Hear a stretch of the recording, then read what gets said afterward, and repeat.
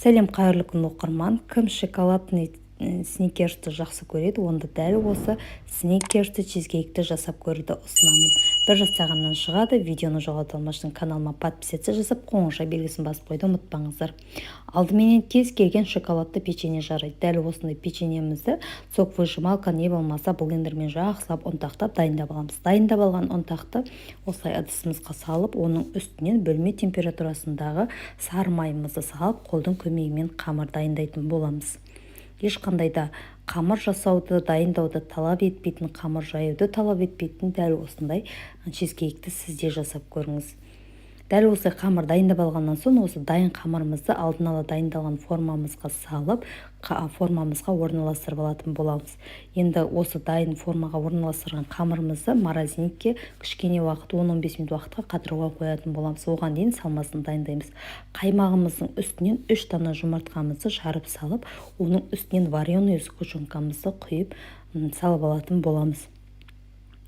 Достар, керекті массалардың, керекті ингредиенттердің грамм массаларының барлығын осы видеоның төменгі жағында описание бөліміне жазып қалдыратын боламын. Міндетті түрде көріп жасап көріңіздер, бір жасағаннан шығады. Торт жасау қолдарыңыздан келмесе, онда дәл осы чизкейкті жасап көріңіз. Бізде дәл осындай салма дайын болып шығады.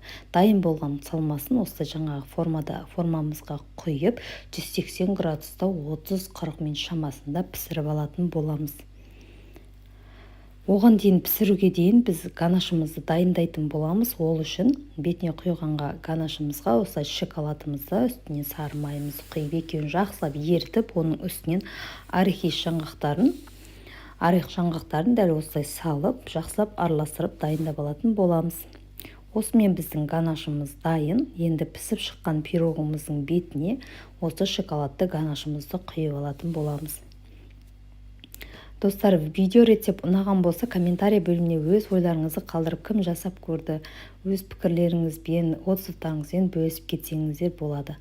Осылай пісіп шыққан пирогымыздың, чизкейктің бетіне осылай шоколадты ганашымызды құйып дайындап аламыз. Видео рецепт ұнаған болса, міндетті түрде видеоны жоғалта алмашын каналыма подписаться жасап, қоңырша белгісін басып қойды ұмытпаңыздар. Дәмі енді өте керемет болып шығады. Осы чизкейкті жасап көруге кеңес беремін. Міндетті түрде жасап көріңіздер. Видео рецепт ұнаған болса, лайк басып, ұнамаса дизлайк басып кетуді ұмытпаңыздар. Назарларыңызға рахмет. Сіздермен бірге болған Алмагүл.